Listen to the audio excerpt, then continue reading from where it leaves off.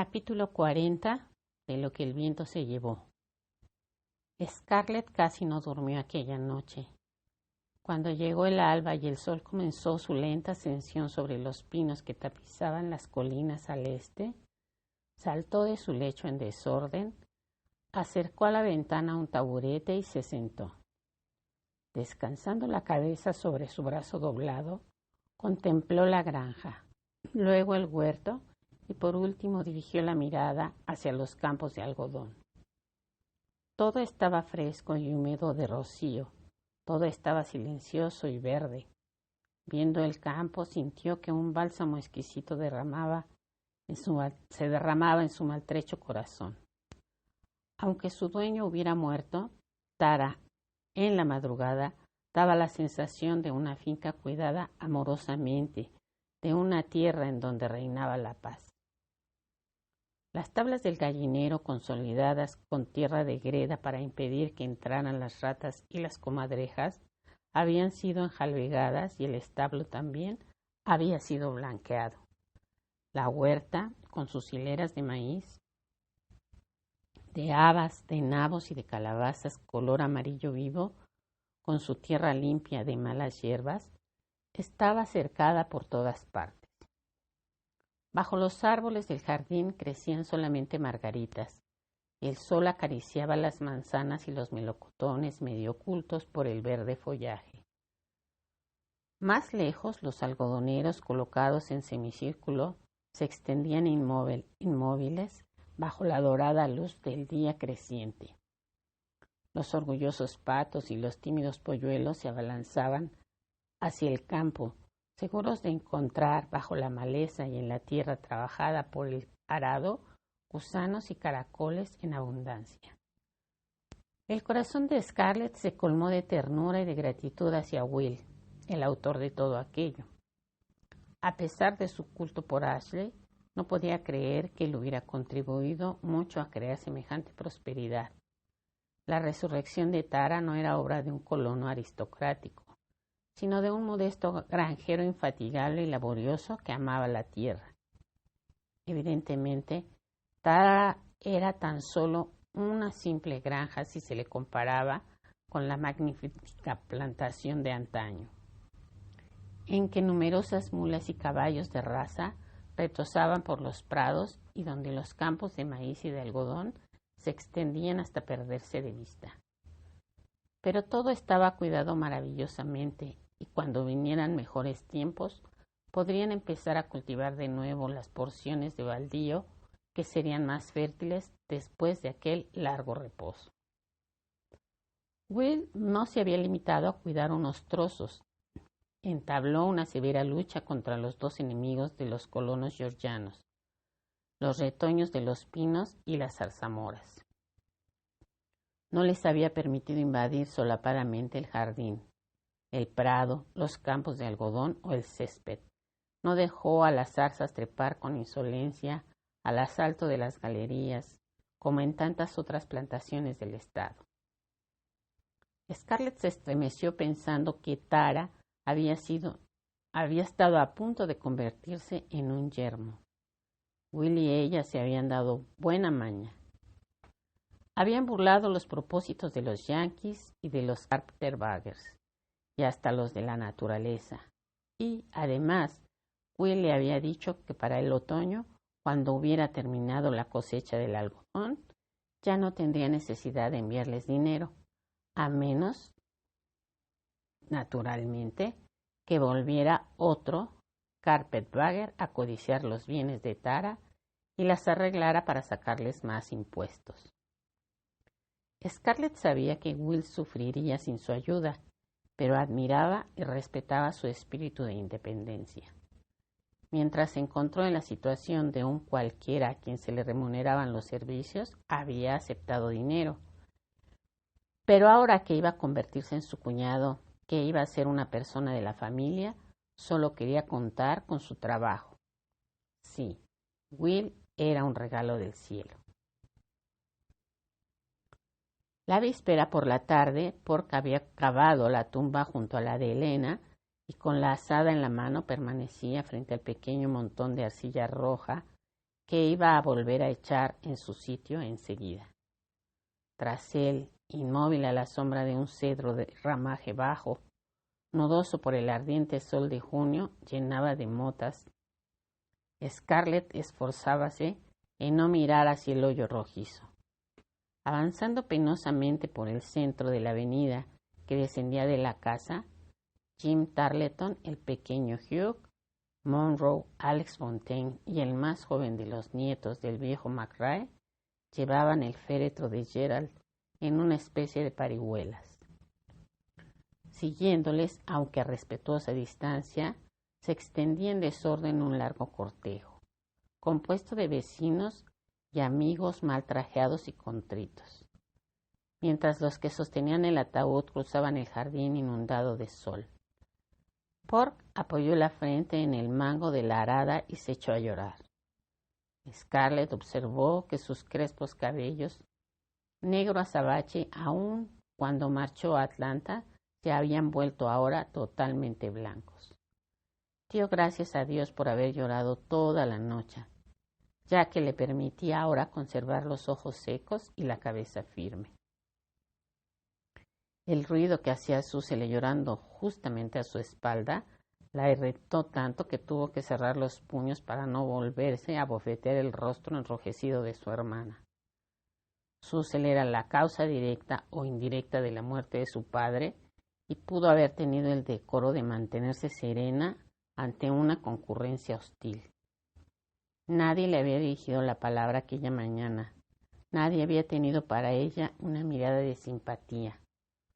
Habían abrazado a Scarlett sin vanas demostraciones, le habían estrechado la mano, habían murmurado algunas frases a Karen y hasta a Pork, pero todo el mundo fingió no advertir la presencia de Susele. A los ojos de toda aquella gente había hecho algo más que asesinar a su padre. Intentó hacerle traicionar al sur. Y, para aquella comunidad tan intransigente como estrechamente unida, era como si hubiera atacado el honor de cada uno. Había roto el sólido frente que el condado presentaba al enemigo. Tratando de sonsacar dinero al gobierno yanqui, se había rebajado al rango de los carpetbaggers y de los scalawags, seres más vergonzosos aún que los soldados yanquis. Ella, que pertenecía a una antigua familia confederada, ella, la hija de un colono fiel a la causa, se había pasado al enemigo, atrayendo al mismo tiempo el deshonor sobre todas las familias del condado. Las personas que seguían el fúnebre cortejo estaban a la vez indignadas y dolidas por el disgusto. Tres sobre todo: el viejo McRae, ligado a Gerald desde su llegada al país; la vieja abuela Fontaine, que tanto le quería por ser el marido de Elena; y la señora Tarleton, que le tenía aún mayor simpatía que el resto de sus vecinos, porque, como ella decía frecuentemente, era el único hombre del condado que sabía distinguir un semental de un caballo castrado. La vista de aquellos tres rostros agitados en el salón oscuro donde yacía el cuerpo de Gerald antes del funeral había causado alguna inquietud a Ashley y a Will, que se habían retirado junto al escritorio de Elena para ponerse de acuerdo. No faltarán quienes hagan reflexiones sobre Susele, declaró Will bruscamente, cortando con los dientes la pajita que hacía tiempo mordisqueaba. Se figuran que están en la obligación de dirigirle la palabra. Puede que sí, no soy yo quien deba juzgarlo. En todo caso, tengan o no derecho, nos veremos obligados a tomar la defensa de Susele, porque somos de la familia, y eso estaría muy feo. Al viejo McRae no puede írsele con razones. Es sordo como una tapia y no oirá a los que le aconsejarán que se calle. Por otra parte, usted que nadie ha podido nunca hacer callar a la abuela Fontaine, cuando se le ha metido en la cabeza soltarle a alguien 4 frescas. Y por último, la señora Tarleton, ya habrá usted visto las miradas que ha echado a Susele. Ha tenido que contenerse para no abrir la boca. Si les da por hablar, tendremos que intervenir y ya tenemos bastantes preocupaciones en Tara para buscarnos más complicaciones con nuestros vecinos. Ashley suspiró. Sabía mejor que Will a qué atenerse sobre el carácter de los vecinos y recordaba que antes de la guerra la mitad de las riñas, muchas de las cuales habían terminado a tiros, tuvieron por origen 4 palabras pronunciadas ante un féretro, según la costumbre del condado. En general, dichas palabras eran en extremo elogiosas, pero de vez en cuando ocurría lo contrario. Ocurría a veces que las palabras pronunciadas con la mejor intención del mundo eran mal interpretadas por una familia excitada, y apenas habían recubierto el ataúd las últimas paletadas de tierra, estallaba un incidente. En ausencia de un sacerdote católico y de los ministros metodistas y baptistas de Jonesboro y de Fayetteville, cuyo concurso no se había solicitado contacto, correspondía a Ashley dirigir el servicio religioso ayudándose del libro de oraciones de Karen, más ferviente católica que sus hermanas. Karen se sintió profundamente afectada por el hecho de que Scarlett no hubiera pensado en traer un sacerdote de Atlanta, pero se consoló un poco ante la idea de que el que viniera a casar a Will y a Susele podría de paso leer el oficio de difuntos sobre la tumba de Gerald. Era quien había prescindido de la asistencia de los ministros protestantes del vecindario y pedido a Ashley que sustituyera al oficiante. Apoyado en el antiguo pupitre, Ashley se daba cuenta de que tenía la responsabilidad de velar para que la ceremonia se desarrollara en paz, y sabiendo lo soliviantada que estaba la gente del condado, buscaba en vano un medio de mantener la calma. No podemos hacer nada, Will, dijo, pasándose la mano por el cabello. Ya comprenderá usted que lo que no puede hacer es andar a puñetazos con la abuela Fontaine y con el viejo McRae, ni puedo tampoco dejarle caer la mano en la boca a la señora Tarleton. Y ya lo verá, lo menos que dirán es que Susele ha cometido un crimen y una traición, y que sin ella el señor O'Hara viviría aún. Qué maldita costumbre hablar delante de un muerto. Es terrible. Escuche, Ashley, contestó Will con calma. No tengo en absoluto la intención de dejar que la gente chismorree sobre lo que piensa de Susele, sea cual sea su opinión. Déjeme a mí este asunto. Cuando haya terminado de leer el oficio y de rezar las oraciones, diga usted, ¿desea alguien decir algo? Y en este momento se vuelve usted hacia mí para que pueda yo hablar el primero. Sin embargo, Scarlett no recelaba la tormenta y miraba a los que transportaban a Gerald, esforzándose en hacerlo pasar a través de la puerta demasiado estrecha del pequeño cementerio. Con el corazón en un puño pensaba que, enterrando a su padre, enterraba uno de los eslabones de la cadena que la unía a los días felices de paz e irresponsabilidad. Por último, descargaron el féretro junto a la tumba.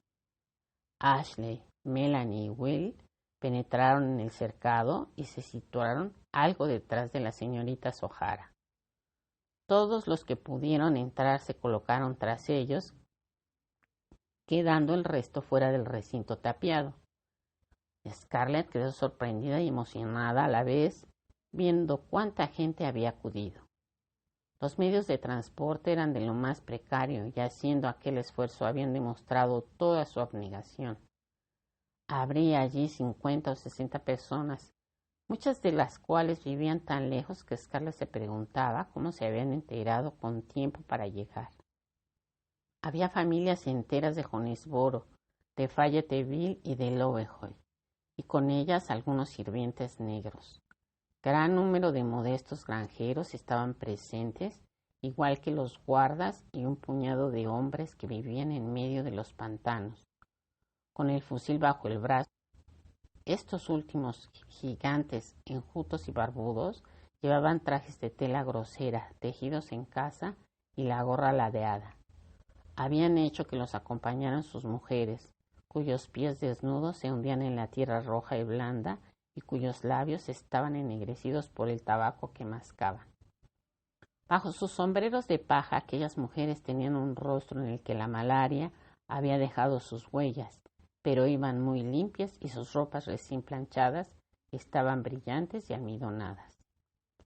Los vecinos más próximos habían acudido en masa. La abuela Fontaine, seca, arrugada y amarilla como un canario, se apoyaba en su bastón. Tras ella, Sally Monroe Fontaine y la señoritita la llamaban en voz baja, tirándole vanamente del vestido para hacerla sentar sobre el muro. El viejo doctor, esposo de la abuela, no estaba presente. Había muerto hacía 2 meses y casi toda la alegría había desaparecido de los ojos de la vieja. Kathleen Calvert Hilton permanecía apartada, como convenía a una mujer cuyo marido estaba mezclado en el drama. Bajaba la cabeza y su descolorida mantilla le ocultaba el rostro. Scarlett observó con estupor que su vestido de percal estaba lleno de manchas y que sus manos llenas de pecas estaban sucias y las uñas negras. Kathleen había perdido todo su aire distinguido y parecía una fregatriz o una mendiga. Acabará hasta oliendo mal si no le sucede ya, pensó Scarlett. Dios mío, qué manera de venir a menos. Se estremeció dándose cuenta de la poca distancia existente entre la gente distinguida y los blancos pobres. Sin mi energía tal vez estuviera yo igual, se dijo, recordando que después de la rendición, ella y Kathleen se habían encontrado en la misma situación, las manos vacías y solo el ingenio de cada una, y sintió que se llenaba de orgullo.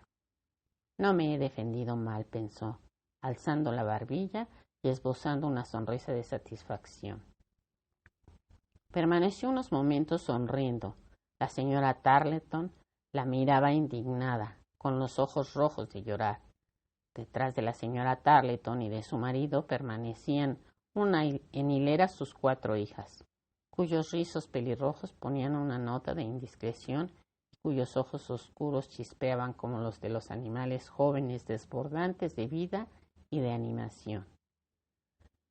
De repente, todos se pusieron más rígidos. Se calmó el crujir de las faldas, los hombres se descubrieron, las manos juntáronse para rezar y Ashley se adelantó con el libro de oraciones de Karen, deshilachado a fuerza de ser leído. Se detuvo y bajó la cabeza, permaneciendo inmóvil. Sus cabellos de oro relucían al sol.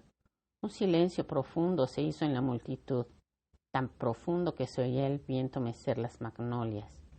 A lo lejos, un mirlo lanzaba de manera obsesionante su nota grave y triste, siempre igual. Ashley comenzó a leer las oraciones y todas las frentes se inclinaron mientras él pronunciaba con su voz cálida y admirablemente timbrada las dignas y breves palabras. Oh, pensó Scarlett con un nudo en la garganta, qué hermosa voz. Puesto que es menester que alguien haga eso por papá, estoy contenta de que sea Ashley. Sí, prefiero con mucho que lo haga él en vez de un sacerdote. Prefiero ver enterrar a papá por uno de la familia que por un desconocido. Cuando Ashley llegó al pasaje de la oración que se refería a las almas del purgatorio y que Susan se había preocupado en subrayar, cerró bruscamente el libro.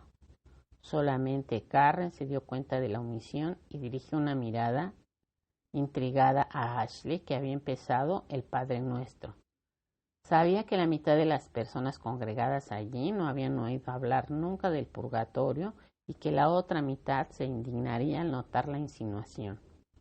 Ni siquiera en un rezo de que un hombre tan perfecto como el señor O'Hara no había ido derecho al cielo.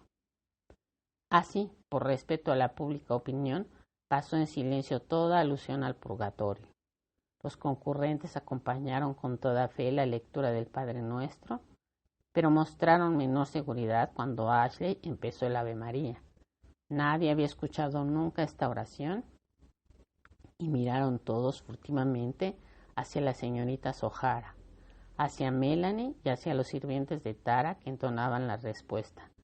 Ruega por nosotros pecadores, ahora y en la hora de nuestra muerte. Amén. Entonces Ashley levantó la cabeza y pareció sentirse molesto. Todo el mundo tenía los ojos fijos en él. La gente esperaba que el servicio continuara, pues nadie se imaginaba que las oraciones católicas terminaran de aquel modo. En el condado los entierros se prolongaban siempre largo rato. Los ministros baptistas y metodistas no se sometían a un ritual preciso, prolongaban las cosas a placer, a compás de las circunstancias, y rara vez se detenían antes de ver derramar lágrimas a todos los asistentes y de que la familia del difunto se lamentara en voz alta. Si el servicio religioso se limitaba a breves oraciones pronunciadas ante los despojos mortales de su amigo querido, los vecinos extrañados empezaban a indignarse. Nadie sabía esto mejor que Ashley. Semanas enteras se comentaría el acontecimiento. Mañana y tarde todo el condado opinaría que las señoritas O'Hara no habían testimoniado a su padre el respeto que le debían. Después de haber lanzado una rápida mirada de reojo a Karen como para pedirle perdón, bajó de nuevo la cabeza y se puso a recitar de memoria las oraciones episcopales de difuntos que había leído con bastante frecuencia en 12 Robles en los entierros de los esclavos. Yo soy la resurrección y la vida. Todo el que cree en mí no morirá. El salmo acudía con dificultad a su memoria y expresaba con lentitud, parándose a veces para buscar las frases. Sin embargo, la lentitud misma con que se expresaba daba más fuerza a sus palabras, y los asistentes, que hasta entonces habían permanecido con los ojos secos, empezaron a sacar los pañuelos. Como todos eran baptistas o metodistas, se figuraban que Ashley seguía escrupulosamente el ritual de las ceremonias católicas.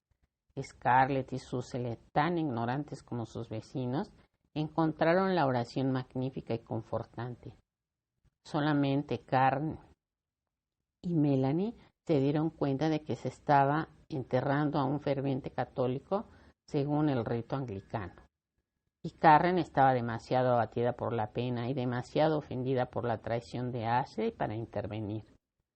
Cuando Ashley hubo terminado, abrió de nuevo sus grandes ojos grises y tristes y miró a la multitud. Al cabo de un momento su mirada encontró la de Will y dijo: ¿Desea decir alguna cosa cualquiera de los presentes? La señora Tarleton dio enseguida muestras de inquietud, pero Will, más rápido, se adelantó y se situó ante el féretro. Amigos míos, empezó diciendo con voz apagada, ¿acaso imaginan que soy un osado hablando el primero? Yo, que hace un año no conocía todavía al señor O'Hara, mientras todos ustedes lo conocían hace lo menos 20 años. Pero esta es precisamente mi disculpa. De haber vivido un mes más, hubiera yo tenido derecho a llamarle padre. Un escalofrío de asombro recorrió el grupo. Los allí presentes eran demasiado educados para cuchichear entre ellos, pero todos empezaron a apoyarse, primero sobre el pie derecho y luego sobre el izquierdo, y a mirar a Karen, que bajaba la cabeza. Todos sabían el apego que por ella sentía Will, pero Will, dándose cuenta de la dirección de las miradas, continuó como si nada ocurriera. Voy a casarme con Susele tan pronto como llegue un sacerdote de Atlanta. Pensé que esto me daba derecho a hablar el primero. Sus últimas palabras se perdieron en un confuso murmullo semejante al zumbido de un enjambre de abejas. Había indignación y desencanto en aquel murmullo. Todo el mundo sentía simpatía por Will. Todo el mundo le respetaba por todo cuanto había hecho por Tara. Todo el mundo sabía que amaba a Karen, así que el anuncio de su matrimonio con Susele, que por su conducta había quedado excluida de la sociedad, causaba un estupor rayano en cólera. ¿El bueno de Will casarse con aquella malvada y odiosa Susele O'Hara? Durante un momento Hubo una atmósfera de gran tensión. La señora Tarleton movía furiosamente los párpados y sus labios temblaban como si fuera a hablar. En medio del silencio podía oírse perfectamente al viejo Murray rogar a su nieto que le explicara lo ocurrido. Frente a la concurrencia, Will conservaba su expresión tranquila, pero en sus ojos azul claro brillaba un reflejo que prohibía a cualquiera hablar mal de su futura esposa. Durante un momento la balanza osciló ante el sincero Will y el desprecio que a todos inspiraba Sussex, pero fue Will el que predominó. Continuó como si su pausa hubiera sido intencionada. Yo no he conocido como ustedes al señor O'Hara en sus años de madurez. Cuando le conocí ya no era más que un anciano muy digno, pero que había perdido sus energías. Pero he oído hablar de lo que en otros tiempos fue el señor O'Hara. Fue un irlandés lleno de valor, un verdadero caballero del sur. Y si ha habido alguien con amor a la Confederación, ha sido él. No se puede soñar mezcla mejor. Nosotros ya no veremos las cosas como él porque la época en que existían tales hombres ha desaparecido ya. Había nacido en el extranjero, pero la persona que hoy enterramos era más georgiana que cualquiera de los que le lloramos. Compartía nuestra existencia, amaba nuestro país y, para decir las cosas como son, ha muerto por nuestra causa, como un soldado. Era uno de los nuestros, tenía nuestros defectos y nuestras cualidades. Era fuerte como lo somos nosotros y tenía también nuestras debilidades. Poseía nuestras buenas cualidades en el sentido de que nadie lo detenía cuando había decidido algo y nada le asustaba. Nada que viniera de fuera podía abatirlo. Cuando el gobierno inglés lo buscó para colgarlo, no tuvo miedo. Tomó tranquilamente la puerta y huyó de su casa. Tampoco le asustó desembarcar en este país sin un céntimo. Se puso a trabajar y ganó dinero. No le causó miedo instalarse en esta comarca donde los indios acababan de ser expulsados y que aún estaba semicivilizada. Desbrozó la tierra y creó una gran plantación. Cuando llegó la guerra, al ver que la ruina se le echaba encima, no tuvo miedo tampoco de verse pobre de nuevo. Y cuando los yanquis pasaron por Tara, hubieran podido incendiar su casa o matarlo, pero él no permaneció con los brazos cruzados. Por esto decía yo que contaba con nuestras buenas cualidades. Nada externo podía abatirlo. Sin embargo, tenía también nuestras debilidades, pues era vulnerable interiormente. Quiero decir que, aunque el mundo entero no podía nada contra él, su corazón estaba indefenso.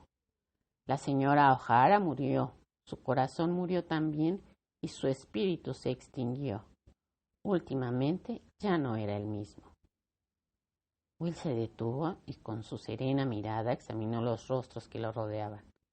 La multitud permanecía inmóvil bajo el sol abrasador, olvidando su odio a Sussex.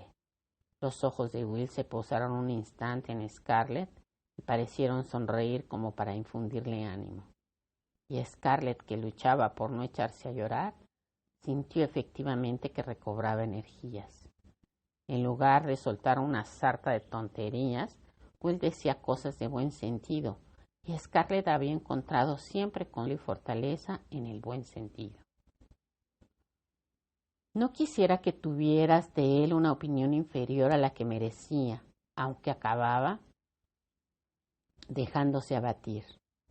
Todos nosotros estamos expuestos a lo mismo. Estamos sujetos a las mismas flaquezas y a los mismos extravíos. Nada visible tiene poder sobre nosotros, ni los yanquis, ni los Carterbaggers, ni la vida dura, ni los impuestos crecidos, ni siquiera la falta de alimento. Pero en un abrir y cerrar de ojos podemos ser barridos por esa debilidad que en nosotros mismos reside. No siempre ocurre esto con ocasión de la muerte de algún ser querido, como le ha pasado al señor O'Hara. Cada uno reacciona a su modo y quiero decirles esto. Las personas que son ya incapaces de reaccionar, aquellos en los que ese resorte se ha roto, hacen mejor en morir. En los tiempos que corren no hay sitio para ellos en este mundo. Son más felices en la tumba. He aquí por qué yo diría a todos ustedes que no se aflijan por el señor O'Hara. Al llegar Sherman y fallecer la señora O'Hara, era cuando había que afligirse. Ahora que va a encontrarse con la que amaba, no veo razón alguna para sentir dolor, a menos de ser muy egoístas. Y esto lo digo yo que le quería como a un padre. Si esto no llega a lo más hondo, es inútil pronunciar más discursos. Los miembros de la familia se sienten demasiado apenados para escuchar nada más y no será cortés por nuestra parte continuar. Will se detuvo y mirando a la señora Tarleton le dijo bajando la voz: ¿Sería usted tan amable de acompañar a Scarlett a su casa? No tiene objeto que permanezca tanto tiempo de pie bajo el sol, ni tampoco la abuela Fontaine parece encontrarse muy bien con todos los respetos debidos. Turbada por la brusquedad de Will, que abandonaba sin transición el elogio fúnebre de su padre para ocuparse de ella, Scarlett se puso roja como una amapola y su confusión aumentó al notar que todo el mundo se fijaba en ella. ¿A qué venía que Will hiciera observar a todo el mundo que se encontraba encinta? Le miró indignada de reojo, pero Will no perdió la tranquilidad. Por ello, y la obligó incluso a bajar los ojos. No me diga nada, parecía querer darle a entender. Sé bien lo que hago. Él era ya el hombre, el cabeza de familia, y Scarlett, deseosa de evitar una escena, se volvió hacia la señora Tarleton. Tal como Will había esperado, ésta se volvió de repente y se olvidó de Susile y de su ira, y cogiendo a Scarlett del brazo le dijo en un tono lleno de dulzura: «Anda, vámonos, querida». Su rostro había tomado una expresión bondadosa. Scarlett se dejó conducir, que les abría paso mientras se elevaba un murmullo de simpatía y diferentes personas trataban de estrecharle la mano al pasar. Cuando llegó al sitio donde estaba la abuela Fontaine, la anciana murmuró: «Dame el brazo, hija mía», y añadió con una mirada orgullosa dirigiéndose a Sally y a la señoritita: «No se molesten, no las necesito». Las tres mujeres caminaron con lentitud entre la gente que volvía a cerrar el grupo tras ellas y penetraron en la umbrosa alameda que conducía a la casa. La señora Tarleton sostenía a Scarlett con una mano tan firme que ésta tenía la impresión a cada paso de que la levantaban del suelo. Pero, ¿por qué habría hecho eso Will?, exclamó Scarlett, cuando estuvo segura de que nadie podía oírla. Era como si hubiera dicho: «Mírenla ustedes, va a tener un hijo». «Vamos, ¿estás muy fatigada?», preguntó la señora Tarleton. Tenía razón Will. Era una locura permanecer más tiempo a pleno sol. Podría haberte dado un desmayo y provocarte un aborto. No era esto lo que Will temía, contestó la abuela un poco acalorada por la marcha. Will no es tonto. No quería que usted o yo, Beatriz, nos acercáramos a la tumba. Temía que habláramos y ha encontrado el único modo de librarse de nosotras. Y hay más aún, no quería que Scarlett oyera caer las paletadas de tierra sobre el féretro. Ha hecho bien. Acuérdate siempre de esto, Scarlett. Mientras no ha oído una ese ruido, no parece que nadie esté muerto. Pero una vez que se ha escuchado, no hay ruido más horroroso en el mundo. Ya hemos llegado. Ayúdame a subir la escalera, hija mía. Dame la mano, Beatriz. A Scarlett no le hace falta tu brazo para nada, y como ha observado Will con tanto acierto, no estoy muy rozagante. Will sabe que eras la preferida de tu padre y no ha querido añadirte este nuevo sinsabor. Ha pensado que para tus hermanas no sería tan doloroso. A Susie la sostiene su vergüenza y a Karen su Dios. Pero tú no tienes nada, ¿verdad? No, respondió Scarlett al mismo tiempo la anciana a subir los escalones. No, yo no he tenido nunca a nadie que me sostuviera, excepto mi madre. Pero cuando la perdiste te diste cuenta de que eras bastante fuerte para poder prescindir de ese apoyo, ¿verdad? Pues bien, hay personas que no podrían. Tu padre era una de ellas. Will tiene razón, no te apenes. No podía estar sin Elena y es más feliz en donde se encuentra ahora, como lo seré yo cuando pueda unirme con el viejo doctor. Hablaba sin el menor deseo de despertar compasión, y Scarlett y la señora Tarleton se abstuvieron de hacer comentario alguno. Se expresaba en un tono suelto y natural, como si su marido hubiera ido a Jonesboro y le bastara un corto paseo en coche para salir a su encuentro. Era demasiado anciana y había visto demasiadas cosas para temer a la muerte. Pero usted también sabe prescindir de un apoyo, dijo Scarlett. La anciana le dirigió una mirada fulgurante de ave de presa. Sí, pero a veces eso es muy desagradable.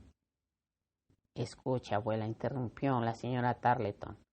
No debía decir esas cosas a Scarlett. Ya está bastante angustiada.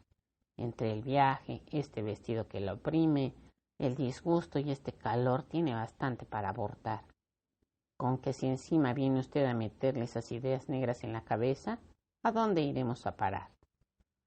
Por Dios, exclamó Scarlett, algo irritada. No estoy tan mal como para eso, ni soy tampoco una mujer que aborte por cualquier cosa. Eso nunca puede decirse, profetizó la señora Tarleton con aire doctoral. La primera vez que estuve embarazada, aborté viendo a un toro cornear a uno de nuestros esclavos. Y... ¿se acuerda usted también de mi yegua Pinta Nelly? No había animal de mejor carácter, pero era de una nerviosidad tan acusada que si no hubiera yo tenido mucho cuidado, habría... Cállate, Beatriz, dijo la abuela. Scarlett no va a abortar solo por darte la razón. Sentémonos aquí en el vestíbulo que nos dé el aire. Corre un viento muy agradable. Bueno, ¿querrías traerme un vaso de leche de la cocina, Beatriz? No, mira a ver si en la alacena hay vino. Me tomaría un vasito muy a gusto. Nos quedaremos aquí hasta que la gente venga a despedirse. Scarlett haría mejor en acostarse, insistió la señora Tarleton, después de haberle dirigido una mirada disimulada, como persona capaz de darse cuenta del momento exacto del parto. Anda, anda, dijo la abuela y le dio un golpecito con el bastón a la señora Tarleton, que se dirigió hacia la cocina echando con negligencia su sombrero sobre la consola y pasándose la mano por los cabellos rojos. Scarlett se rellenó en su sillón y desabrochó los 2 primeros botones de su corpiño. Se estaba bien en el amplio vestíbulo donde imperaba la penumbra, y el viento que corría atravesaba la casa de una punta a otra, ocasionando un grato frescor después de la lumbre del sol. Scarlett echó una ojeada al salón donde había reposado el cadáver de Gerald, pero se propuso no pensar más en su padre y se dedicó a contemplar el retrato de la abuela Robilar, al que las bayonetas yanquis no habían respetado, a pesar de estar colgado muy alto sobre la chimenea. La contemplación de su abuela con su moño tan alto, su amplio escote y su aire casi insolente producía siempre en Scarlett un efecto tonificante. No sé qué es lo que ha afectado más a Beatriz Tarleton, si la pérdida de sus hijos o la de sus caballos, dijo la abuela Fontaine. Ya sabes que Jim y sus hijas nunca han contado mucho para ella. Pertenece a esa clase de personas a que se refería Will. Su resorte no funciona. Muchas veces me pregunto si no va a seguir los pasos de tu padre. Su único placer consistía en ver y multiplicarse caballos y hombres a su alrededor. Y mientras tanto, ninguno de sus hijas está casada ni parece tener probabilidades de pescar marido por estos contornos. No tienen el menor arte. Si no fuera una mujer de mundo, de cuerpo entero, sería de lo más vulgar. ¿Es cierto lo que ha dicho Will sobre su matrimonio con Susele? Sí, respondió Scarlett mirando a la anciana cara a cara. Santo Dios. Bien se acordaba, sin embargo, de la época en que tenía un miedo cerebral a la abuela Fontaine.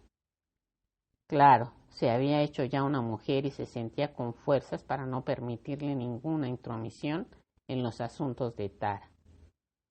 Podría haber hecho mejor elección, dijo la abuela cándidamente. Sí, observó Scarlett en tono altanero.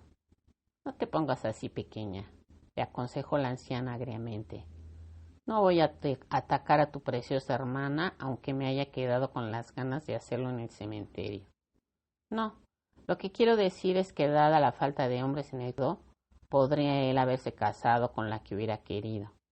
Ahí están las 4 diablos de Beatriz, las pequeñas Monroe, las McRae. Pues ya sabe que va a casarse con Susele. Tiene suerte Susele. Y Tara también. Sientes cariño por Tara, ¿no? Sí. Tanto que te tiene por lo visto sin cuidado que Susele se case con un hombre de otra clase social, con tal de que él se quede aquí para ocuparse de la finca. ¿De otra clase social?, preguntó Scarlett, extrañada por esta idea. ¿De otra clase social? ¿A qué viene la cuestión de las categorías sociales ahora? Lo que es menester es que una muchacha encuentre un marido que vele por ella.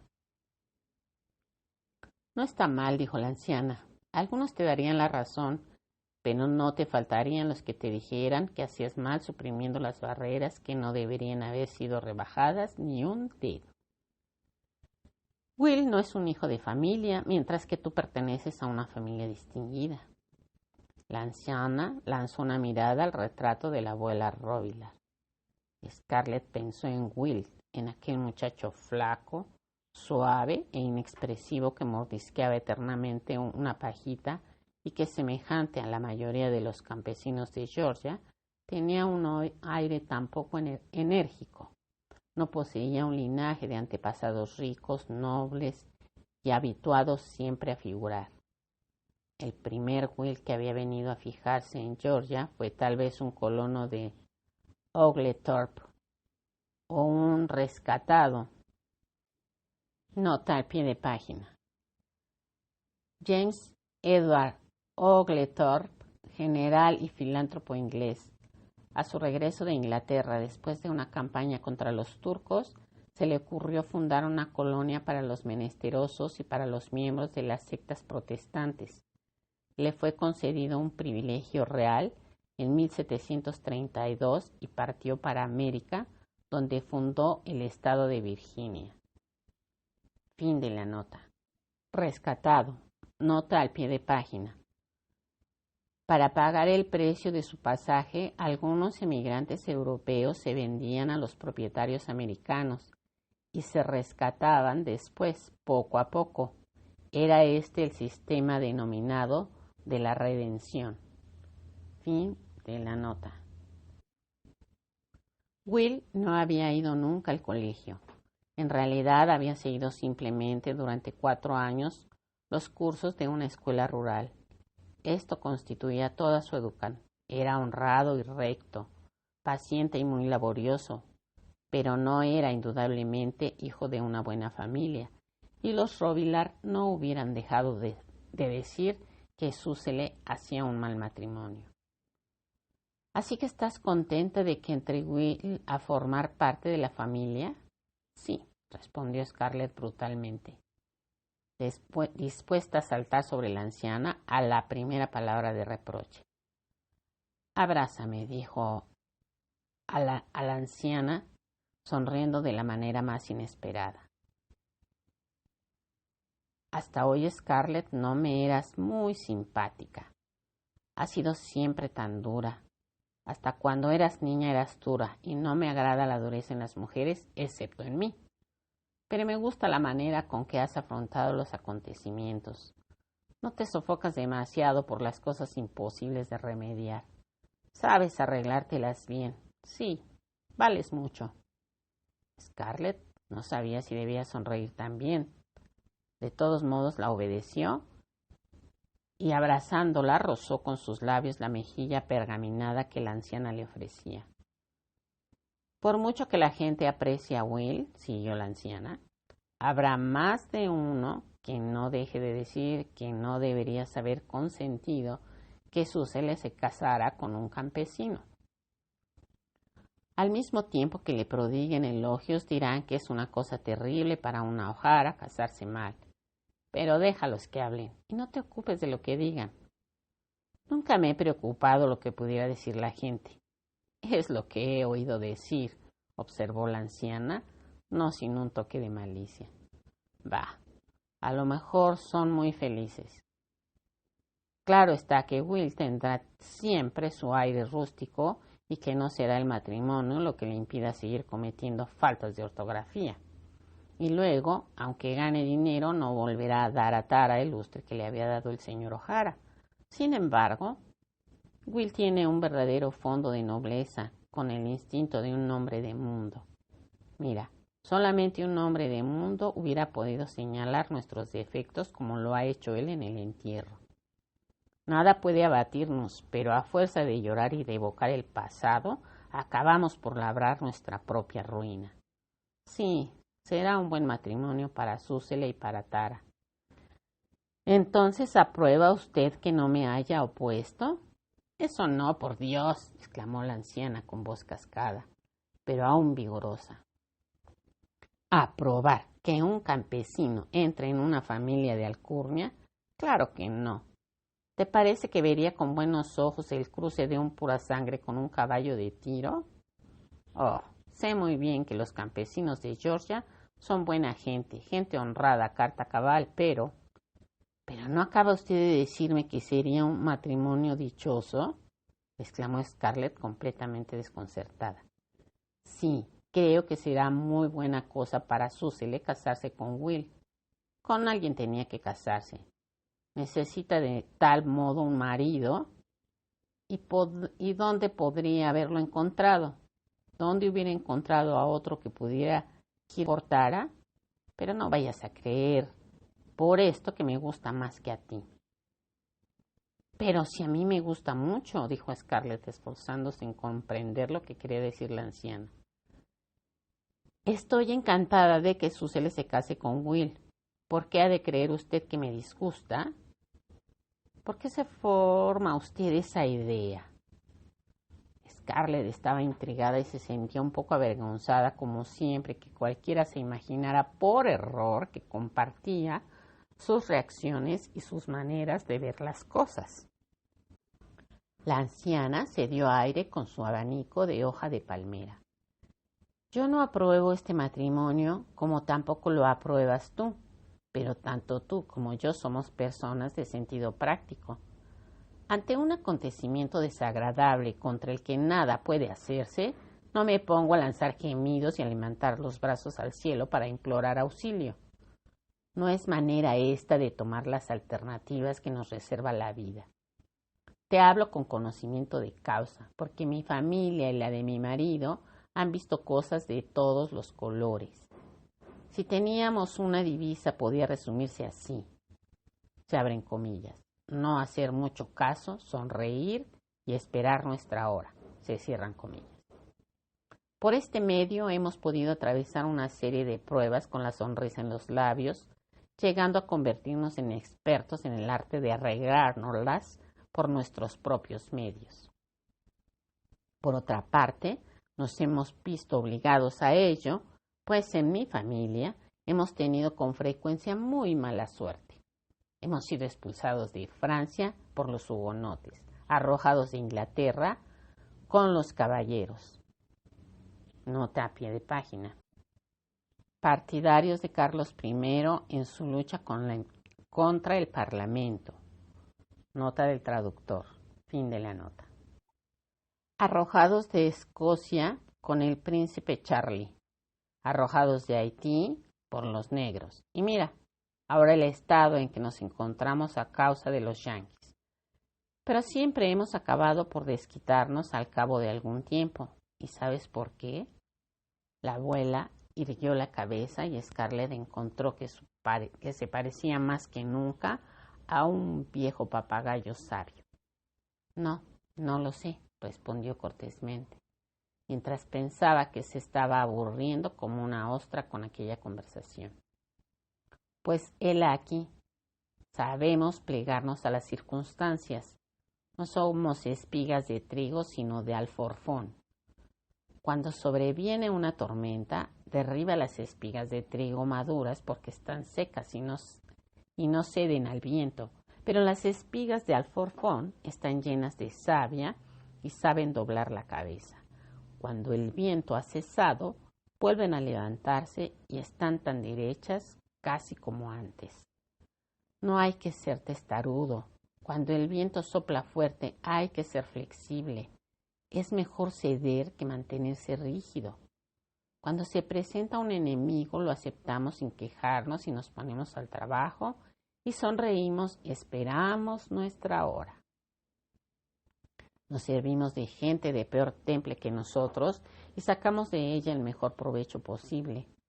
Cuando hemos vuelto a ser otra vez lo bastante fuertes, apartamos de nuestro camino a los que nos hayan ayudado a salir del pozo. Este es, hija mía, el secreto de las personas que no quieren sucumbir. Y después de una pausa, añadió: no vacilo en confiártelo. La anciana parecía satisfecha, confesando su profesión de fe, a pesar de todo el veneno que contenía.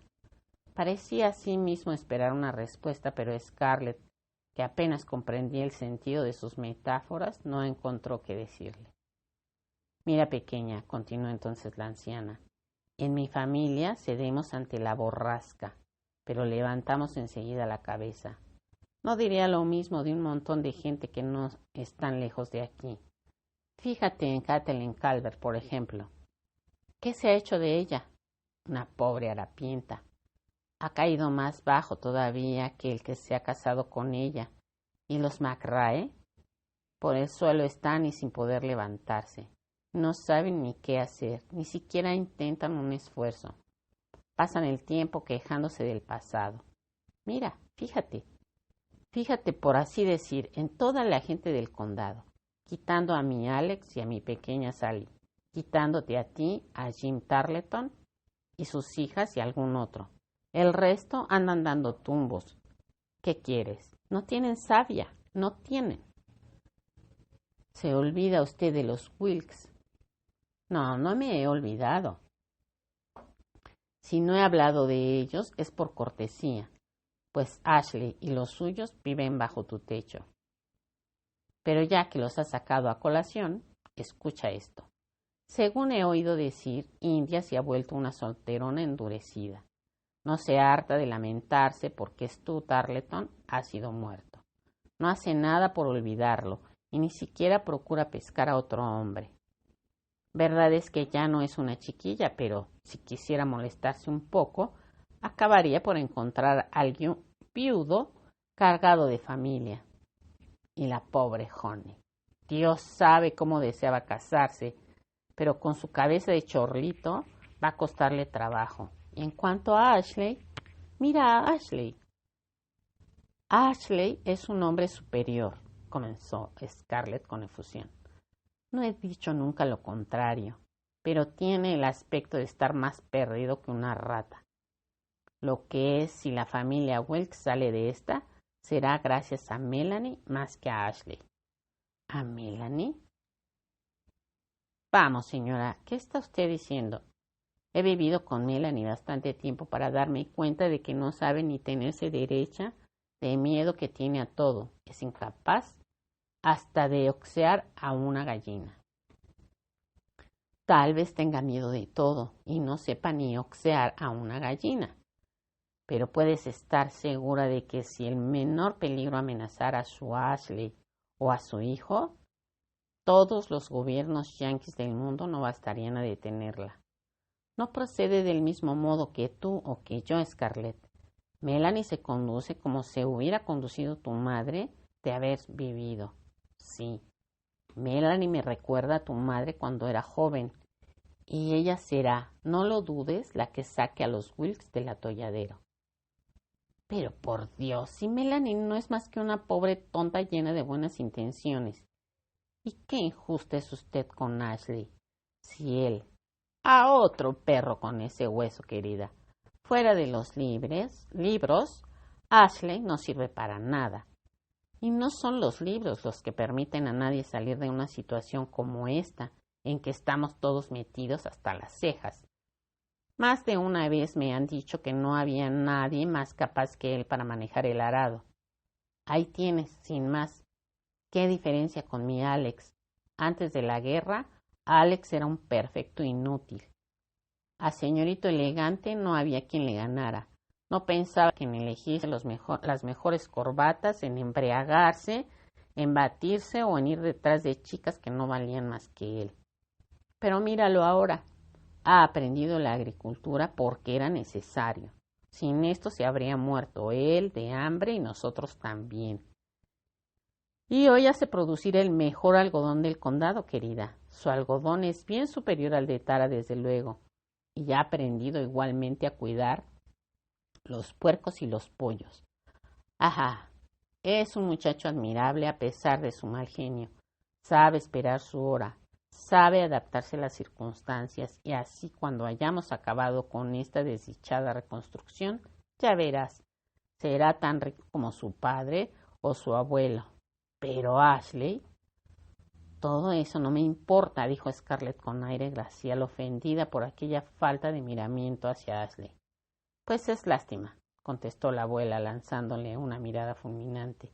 Sí, es lástima y hasta sorprendente, porque en suma tú has adoptado la misma forma de proceder desde tu marcha a Atlanta. Oh, sí, ¿no crees que porque estamos metidos en este agujero no hemos oído hablar de ti? También tú te has adaptado a las circunstancias. Hemos oído contar cómo has sabido componértelas para arrancarles el dinero a los yanquis, a los nuevos ricos y a los carpetbaggers. No has dado la impresión de ser una mosquita muerta. Me parece muy bien, sácales lo que puedas, y cuando tengas bastante dinero, entonces rompe con ello. Relaciones de ese tipo no podrían más que ocasionarte disgustos a la larga. Puedes estar segura. Scarlett miró a la anciana frunciendo las cejas. Nunca acababa de comprender el sentido de sus peroratas y además le había tomado ojeriza por haber dicho que Ashley estaba más perdido que una tortuga volcada en un camino. Me parece que se equivoca usted respecto a Ashley, dijo de pronto bruscamente. Veo que no tiene suficiente buen juicio, pequeña. Eso lo dirá usted, le lanzó Scarlett, lamentando no poder abofetear a la anciana.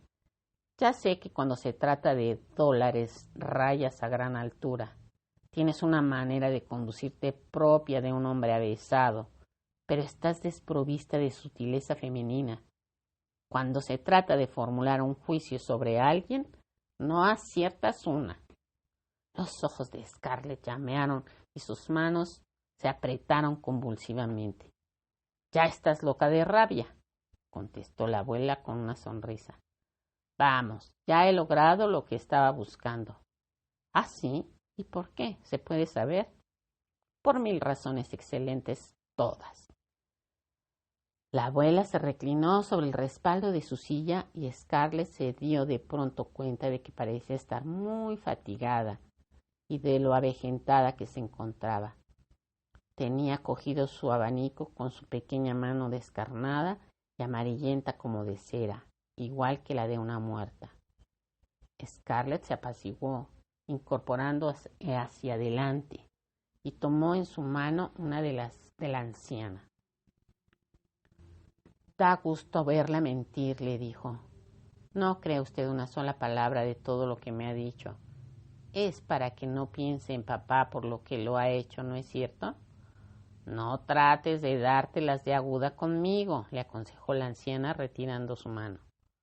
Sí, desde luego, en parte ha sido por eso, pero también en parte porque quería decirte algunas verdades, aunque seas poco inteligente para comprenderme. Sin embargo, sonrió y pronunció estas últimas palabras sin ninguna acrimonía. Scarlett no le guardó rencor por haber hablado mal de Ashley, puesto que ella misma reconocía que no creía todo lo que le había dicho. De todos modos, muchas gracias. Es muy amable queriendo cambiarme las ideas, y estoy contenta sabiendo que es usted de mi opinión sobre el caso de Will y de Susele. Aunque otras personas no me aprueben. La señora Tarleton regresó trayendo 2 vasos de leche. No tenía la menor aptitud para los trabajos domésticos y los 2 vasos estaban rebosando. He tenido que ir hasta el invernadero, declaró. Anden, beban deprisa, la gente ya vuelve del cementerio. Dígame, Scarlett, ¿va a consentir usted que Susele se case con Will? No es que ella esté demasiado bien para él, no, pero, en fin, Will no es más que un campesino y las miradas de Scarlett y de la abuela Fontaine se encontraron. La misma llamita maliciosa brillaba en el fondo de sus ojos. Fin del capítulo 40.